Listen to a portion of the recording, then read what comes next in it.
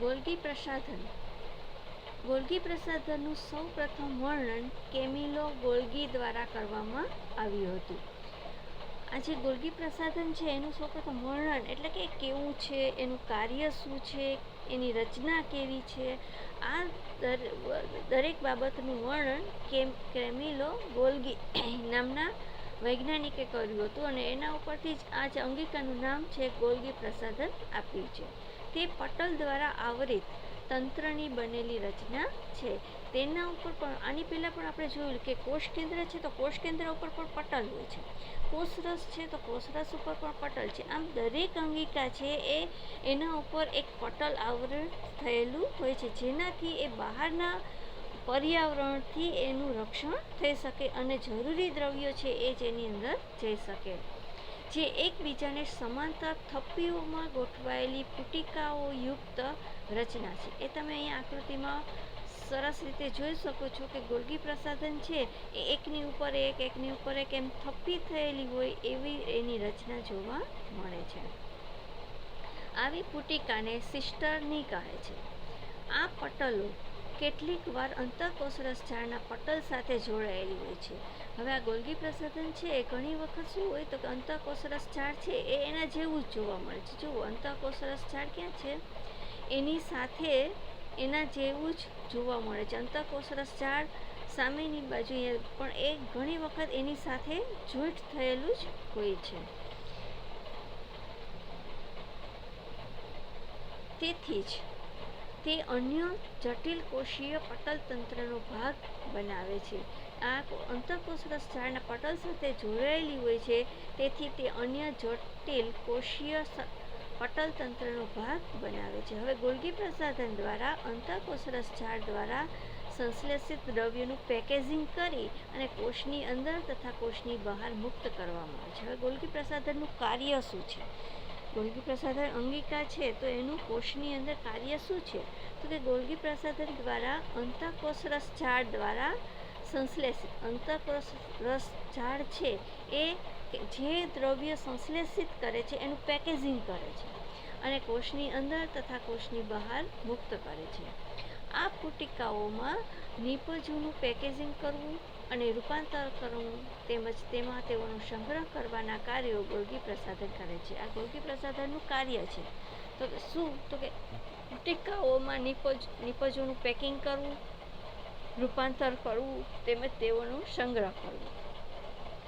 કેટલાક કિસ્સાઓમાં ગોલ્ગી પ્રસાધન સરળ શર્કરાઓમાંથી જટિલ શર્કરાઓનું નિર્માણ પણ કરે છે.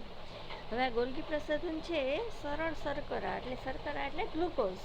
તો આ જે સરળ ગ્લુકોઝ હોય એમાંથી કોમ્પ્લેક્સ જે ગ્લુકોઝ છે એમાં એનું નિર્માણ કરે છે. ગોલ્ગી પ્રસાધન લાઇસોઝોમ્સના નિર્માણ સાથે પણ સંકળાયેલ છે.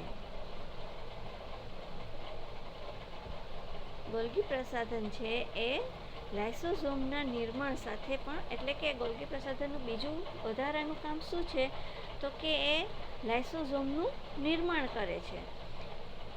આકૃતિ 5.2.5 એનું બીજી આકૃતિ જોવો.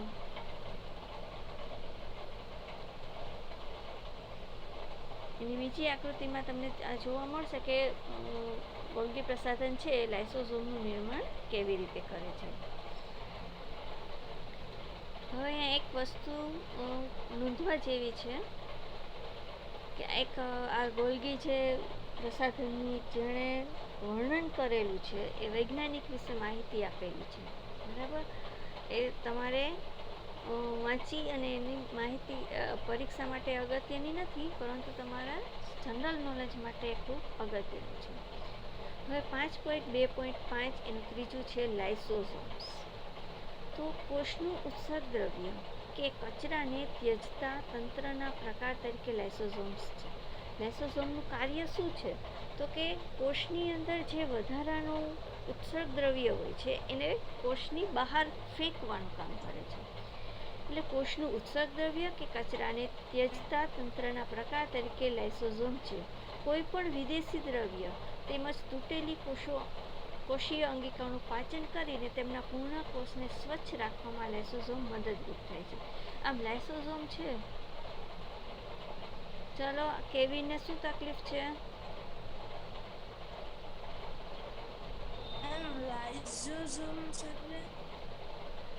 લાઇસોઝોમ્સ એ શું છે? એક પ્રકારની અંગિકા છે. જેવી રીતે અંતઃકોષરસ ઝાડ છે, પછી ગોલ્ગી પ્રસાધન છે, કોષ કેન્દ્ર છે, એમ જુદી જુદી અંગિકાઓ આવેલી છે. એવી જ અંગિકા તરીકે આ લાઇસોઝોમ છે.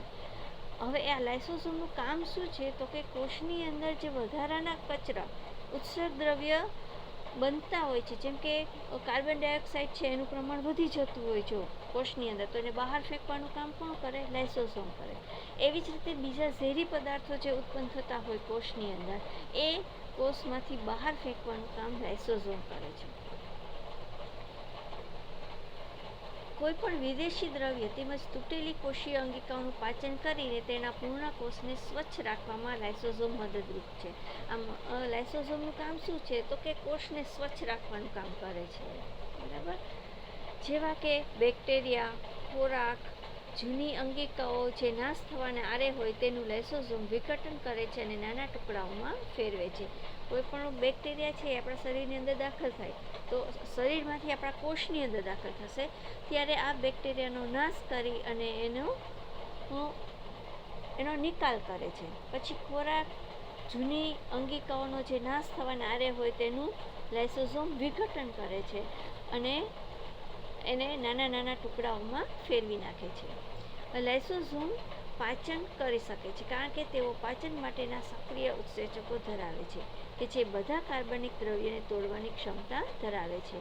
કોષીય ચયાપચય પ્રક્રિયા દરમિયાન વિક્ષેપ સર્જતા લાઇસોઝોમ પોતાના જ કોષનું પાચન કરી નાખે છે.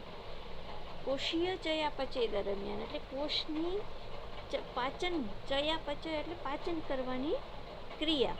તો જ્યારે કોષનું પાચન કરવાની ક્રિયા દરમિયાન કાંઈ પણ વિક્ષેપ સર્જાય, એટલે કે કાંઈ પણ બહારથી વાયરસ આપણા શરીરની અંદર દાખલ થાય કે બેક્ટેરિયા આપણા શરીરની અંદર દાખલ થાય, ત્યારે આ લાઇસોઝોમનું કામ છે એ શું કરે છે? તો એ પોતાના જ કોષનું પાચન કરી નાખે છે.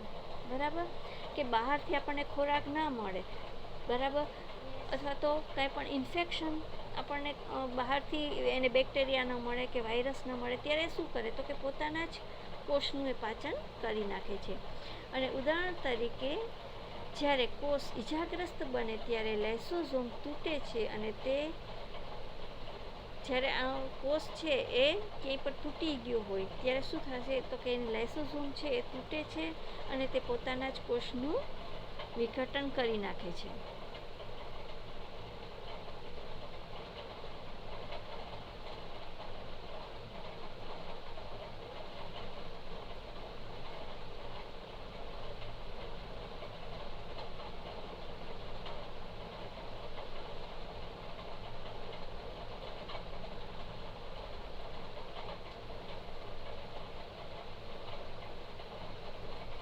અને તે પોતાના જ ઉત્સેચકો દ્વારા પોતાના જ કોષનું પાચન કરી નાખે છે. આથી લાઇસોઝોમને કોષની આત્મઘાતી કોથળીઓ તરીકે ઓળખવામાં આવે છે.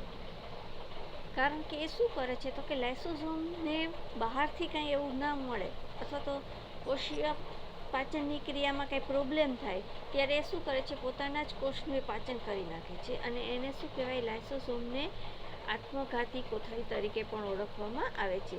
સંરચનાકીય લાઇસોઝોમ આવૃત પટલય કોથળીઓ જેવી રચના છે કે જે પાચિત ઉત્સેચકો ધરાવે છે. આ ઉત્સેચકો કણિકામય અંતઃકોષરસ ઝાડ દ્વારા નિર્માણ પામે છે. હવે સંરચનાકીય એટલે કે લાઇસોઝોમની અંદર લાઇસોઝોમની રચના કેવી હોય છે?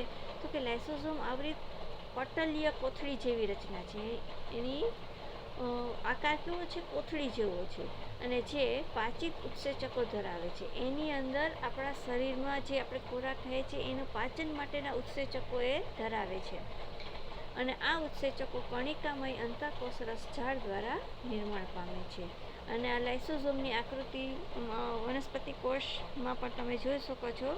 લાઇસોઝોમની આ રચના છે ત્યાં સ્પષ્ટ રીતે જોવા મળે છે. હવે એના પછીનું છે કણાભસૂત્ર. તો આ પણ એક પ્રકારની અંગિકા છે. ટોપિક 5.2.5 કણાભસૂત્રો. કણાભસૂત્રોને કોષના શક્તિધરો તરીકે ઓળખવામાં આવે છે. આ દરેક અંગિકાના અલગ અલગ નામ છે. જેમ કે હમણાં આપણે જોયું લાઇસોઝોમ, તો એને શું કહેવાય? આત્મઘાતી કોથળી કહેવામાં આવે છે. એવી રીતે આ કર્ણાભસૂત્રો છે એને શક્તિઘર કહેવામાં આવે છે. તો શું કામ શક્તિઘર કહેવામાં આવે છે? તો કે કર્ણાભસૂત્રોને કોષનું શક્તિઘર તરીકે ઓળખવામાં આવે છે. જીવનની વિવિધ રાસાયણિક પ્રવૃત્તિઓ માટે ઉર્જાની જરૂરિયાત હોય છે. આપણા શરીરને કંઈક શક્તિની જરૂર હોય છે, બરાબર? અલગ અલગ આપણે આપણા શરીરની અંદર આપણે કાંઈ ન કરતા હોય, આરામ કરતા હોય, છતાં પણ જે આપણે શ્વાસ લઈએ છીએ તેમાં, વિચારીએ છીએ ત્યારે, આપણો જે ખોરાક ખાય છે એ પાચન કરવામાં, તો આ દરેક ક્રિયામાં કાંઈક શક્તિ છે એ વપરાતી હોય છે. અને આ શક્તિ છે આપણને ક્યાંથી મળે છે? તો કે જે ઉર્જા એટીપી એટલે કે એડિનોસાઇન ટ્રાઇફોસ્ફેટના સ્વરૂપમાં કર્ણાભસૂત્રો દ્વારા મુક્ત થાય છે. એટલે આ આપણા શરીરની અંદર જે કર્ણાભસૂત્રો છે એ કર્ણાભસૂત્રો આ ઉર્જા છે આપણને આપે છે. હવે કોષના ઉર્જા ચલણ કે શક્તિ ચલણ તરીકે એટીપીને ઓળખવામાં આવે છે. ઉર્જા ચલણ એટલે શું? કારણ કે એટીપીમાંથી જ આપણને શક્તિ મળે છે.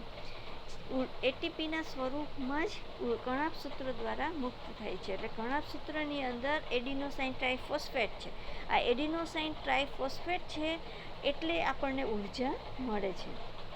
એટલે એટીપીને શું કહેવામાં આવે છે? ઉર્જા ચલણ કે શક્તિ ચલણ તરીકે ઓળખવામાં આવે છે. યાંત્રિક કાર્ય માટે અને નવા રાસાયણિક સંયોજનો બનાવવા માટે શરીરમાં એટીપીના સ્વરૂપમાં ઉર્જા સંગ્રહ કરવામાં આવે છે. અને કર્ણાભસૂત્રો 2 આવરણો ધરાવે છે. આ કર્ણાભસૂત્રો છે એ 2 આવરણવાળું પડ છે. બાહ્ય આવરણ ઘણું ખરું છિદ્રિષ્ટ હોય છે, જ્યારે અંતઃ આવરણ ઊંડા અંતઃપ્રવર્ધો ધરાવે છે. આ પ્રવર્ધો એટીપી નિર્માણ માટેની રાસાયણિક પ્રક્રિયાઓ માટે વિશાળ સપાટીનું નિર્માણ કરે છે. આ જે કર્ણાભસૂત્રો છે એની અંદર ઉપરનું અને નીચેનું 2 પડ આવેલું છે. ઉપરનું પડ છે છિદ્રિષ્ટ એટલે કે નાના નાના છિદ્રવાળું હોય છે, જ્યારે અંદરનું પડ છે ઊંડા અંતઃપ્રવર્ધો ધરાવે છે. હવે આ ઊંડા અંતઃપ્રવર્ધોને કારણે એની અંદર રાસાયણિક પ્રક્રિયાઓ થાય છે અને એટીપીનું નિર્માણ થાય છે. આમ કર્ણાભસૂત્રોની અંદર એટીપીના સ્વરૂપમાં ઉર્જા મળે છે એટલે તેને શક્તિનું ઘર તરીકે ઓળખવામાં આવે છે. કર્ણાભસૂત્રો વધારે મજબૂત અંગિકાઓ છે, જેનો અર્થ એ થાય કે તેઓ પોતાના ડીએનએ અને રિબોસોમ્સ ધરાવે છે. એની પાસે પોતાના જ ડીએનએ છે, એને ડીએનએ માટે બીજા કોઈ ઉપર આધાર રાખવો પડતો નથી અને પોતાના જ રિબોસોમ્સ છે. આથી કર્ણાભસૂત્રો કેટલાક તેમના પોતાના પ્રોટીન્સનું નિર્માણ કરવાની પણ ક્ષમતા ધરાવે છે. આમ કર્ણાભસૂત્રોનું પોતાનું જ ડીએનએ છે, પોતાના જ રિબોસોમ્સ છે અને પોતે જ પ્રોટીન છે એ બનાવે છે. આમ અને પોતે જ એટીપીના સ્વરૂપમાં ઉર્જા ઉત્પન્ન કરે છે. આમ કર્ણાભસૂત્રને શક્તિનું ઘર તરીકે ઓળખવામાં આવે છે. હવે એના પછીનો ટોપિક છે રંજક કણો. 5.2.5 પ્લાસ્ટિડ્સ. તો રંજક કણો એટલે કે પ્લાસ્ટિડ્સ માત્ર વનસ્પતિ કોષોમાં જ હોય છે. જે આપણે વનસ્પતિ કોષની આકૃતિમાં આપણે જોયેલું, બરાબર, કે એમાં જે હરિત કણ આવેલા હોય છે, આ હરિત કણ કેની અંદર હોય છે? માત્ર વનસ્પતિ કોષની અંદર જ જોવા મળે છે. પ્રાણી કોષની અંદર આ રંજક કણો જોવા મળતા નથી. એમાં પણ 2 પ્રકારના હોય છે. આ રંજક કણો છે એ પણ 2 પ્રકારના છે. કયા કયા? ક્રોમોપ્લાસ્ટિડ્સ એટલે કે રંગ કણો, અને બીજું છે લ્યુકોપ્લાસ્ટ્સ એટલે કે શ્વેત કે રંગહીન, એટલે કે એક કલરવાળા હોય છે અને એક કલર વગરના હોય છે. હવે એમાં જે રંજક કણો ક્લોરોફિલ રંજક દ્રવ્ય ધરાવે તો તે હરિત કણો તરીકે ઓળખવામાં આવે છે. એટલે કે એમાં ક્લોરોફિલ હોય, જો રંજક કણોની અંદર ક્લોરોફિલ હોય તો એવા રંજક દ્રવ્યને હરિત કણ તરીકે ઓળખવામાં આવે છે. વનસ્પતિઓમાં હરિત કણો પ્રકાશ સંશ્લેષણ માટે ઘણા અગત્યના છે. આપણને ખબર છે કે કોઈ પણ વનસ્પતિ છે એની અંદર હરિત કણ છે એ પ્રકાશ સંશ્લેષણની પ્રક્રિયામાં મદદરૂપ થાય છે. હરિત કણો ક્લોરોફિલ સિવાય પીળા કે નારંગી રંજક દ્રવ્યો પણ વધારામાં ધરાવે છે. એવું નથી કે હરિત કણ છે લીલા કલરના જ હોય છે, બરાબર, પણ હરિત કણો ક્લોરોફિલ સિવાય પીળા કે નારંગી રંજક દ્રવ્યો પણ વધારામાં ધરાવે છે. રંગહીન કણો પ્રાથમિક કક્ષાની અંગિકાઓ છે કે જેમાં સ્ટાર્ચ, ચરબી અને પ્રોટીન કણિકાઓનો સંગ્રહ થાય છે. જે કલર વગરના છે રંજક કણો, એમાં મોટા ભાગે શું થાય તો કે સ્ટાર્ચ, ચરબી અને પ્રોટીન જેવી કણિકાઓનો સંગ્રહ થાય છે. અને જ્યારે કલરવાળા છે એ રંજક કણો પ્રકાશ સંશ્લેષણની પ્રક્રિયામાં ભાગ લે છે. હવે રંજક કણોના આંતરિક આયોજનમાં પણ ઘણા બધા પટલય સ્તરો દ્રવ્યમાં લટકતા આવેલા હોય છે, જે દ્રવ્યને સ્ટ્રોમા કે આધારક કહે છે. આ રંજક કણોના આંતરિક આયોજનમાં એટલે કે એની અંદર ઘણા બધા પટલય સ્તરો એકબીજા સાથે લટકતા હોય છે, અને આ જે દ્રવ્ય છે ને સ્ટ્રોમા કે આધારક કહે છે. રંજક કણોની બાહ્ય સંરચના કણાભસૂત્રોને સમાન હોય છે. કણાભસૂત્ર જેવી જ એની રચના તમે આકૃતિ સામે રાખશો એટલે તમને સ્પષ્ટ જોવા મળશે કે હરિતકણની જે રચના છે એ કોના જેવી જોવા મળે છે તો કે કણાભસૂત્ર જેવી છે. તમને આકૃતિ વનસ્પતિ કોષની આકૃતિમાં તમે કણાભસૂત્ર જુઓ, બરાબર, અને હરિતકણ જુઓ તો બંનેનું જે રચના છે મોટા ભાગે સમાન જ જોવા મળે છે. એનો આકાર પણ સમાન જ જોવા મળે છે. જુઓ પેજ નંબર 64 ઉપર વનસ્પતિ કોષની જે આકૃતિ છે એમાં ઉપર હરિતકણ છે, નીચે કણાભસૂત્ર છે. તો બંનેની તમે જો સંરચના જોશો તો સમાન જ જોવા મળે છે. કણાભસૂત્રની જેમ રંજક કણો પણ ડીએનએ અને રિબોઝોમ્સ ધરાવે છે. જેમ કણાભસૂત્રો છે એને પોતાના જ ડીએનએ અને રિબોઝોમ છે, એવી જ રીતે રંજક કણોને પણ પોતાના જ ડીએનએ અને પોતાના જ રિબોઝોમ્સ છે. હવે એના પછીનો પોઈન્ટ છે રસધાનીઓ, વેક્યુઅલ્સ. હવે આ રસધાની છે એ પણ એક પ્રકારની અંગિકા છે. આપણે વનસ્પતિ કોષ અને પ્રાણી કોષની અંદર તમે જોશો તો ઘણી બધી અંગિકાઓ છે, બરાબર.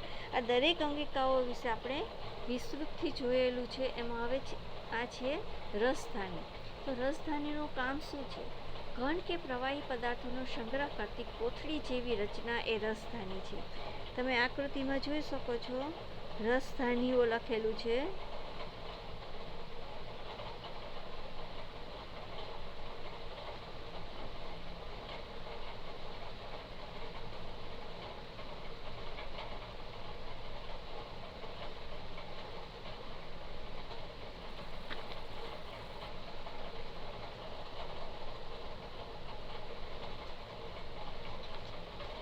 તમને કહું છું આકૃતિ નંબર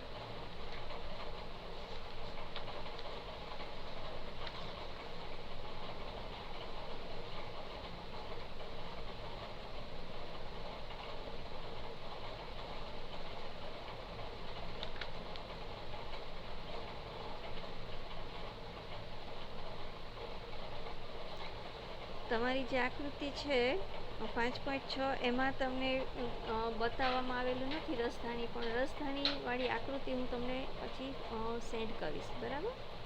ઘન કે પ્રવાહી પદાર્થોની સંગ્રહ કરતી કોથળી જેવી રચના રસધાની છે. રસધાનીઓ પ્રાણી કોષોમાં નાના કદની, જ્યારે વનસ્પતિ કોષોમાં ઘણા મોટા કદની હોય છે. આ જે તફાવત છે તમારે યાદ રાખવાનો છે કે રસધાની છે પ્રાણી કોષની અંદર નાના કદની હોય છે અને વનસ્પતિ કોષમાં મોટા કદની હોય છે. કેટલાક વનસ્પતિ કોષોમાં કેન્દ્રસ્થ રસધાની કોષના કદનો 50 થી 90% ભાગ રોકે છે. એટલે એટલી બધી મોટી હોય છે વનસ્પતિ કોષની અંદર રસધાની કે એ આખા કોષનો 50 થી 90% ભાગ એ રસધાની એક જ અંગિકા રોકી લે છે. હવે વનસ્પતિ કોષોમાં રસધાનીઓ કોષીય દ્રવ્યો દ્વારા ભરેલી હોય છે.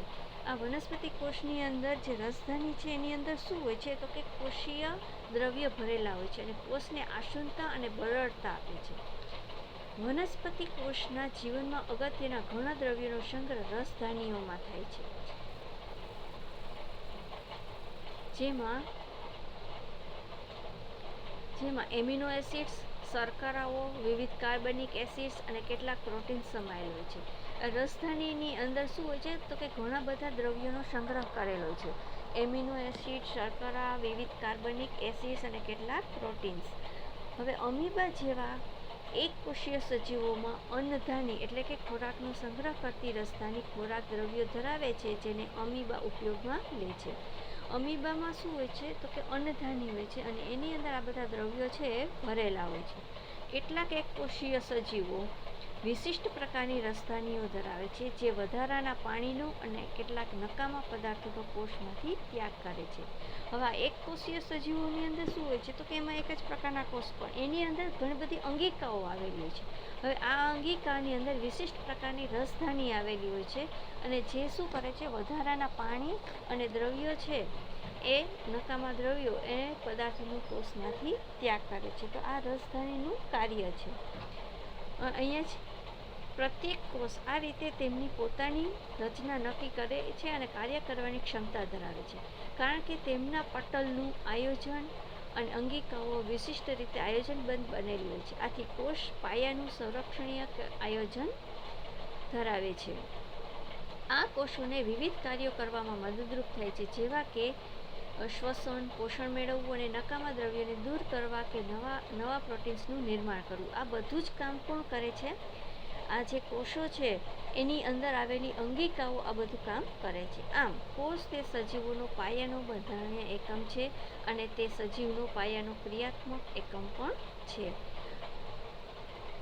ચાલો અહીંયા આ જે ચેપ્ટર છે 5મું ચેપ્ટર એ પૂરું થાય છે. આપણે અહીંયા સુધીમાં કાંઈ ન સમજાણું હોય તો પહેલાં તમે આખું ચેપ્ટર છે બરાબર વાંચી લેજો. કાંઈ ન સમજાણું હોય તો પછીના ક્લાસમાં તમે મને કહેજો, બરાબર? તો હું પાછું તમને રિવિઝન કરાવીશ અને પછી જ નવું ચેપ્ટર ચાલુ કરીશ. ઓકે.